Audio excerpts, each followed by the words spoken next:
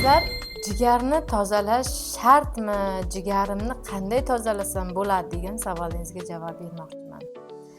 Organizmda juda katta funksiyani bajaruvchi organimiz bu jigar, ya'ni 500 ta funksiyani bajaradi va shunchalar hokisor bo'lib o'tiradiki, u og'rimaydi, nerv tolalari bo'lmaganligini hisobiga.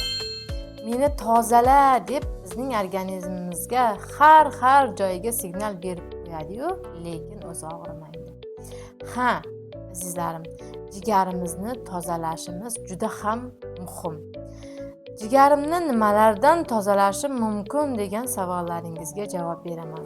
Jigaringizni albatta qon filtrlaganligini hisobiga qon shimadigan gijjalardan, har xil zastoy musorlardan unga yordam berishimiz kerak.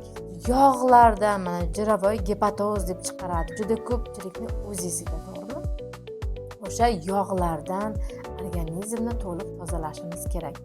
Agar sizning jigaringizda jigar gepatoz yoki jigarda exinokok yoki boshqa muammolar, turli xil muammolar bo'lsa, bemalol siz konsultatsiyamga yozilib, onlayn, offlayn konsultatsiyalarimdan foydalanib, mendan to'liq ma'lumotni Telegram kanalimga o'tib, ko'rib olib va ishonch hosil qilib, siz foydalanishingiz mumkin.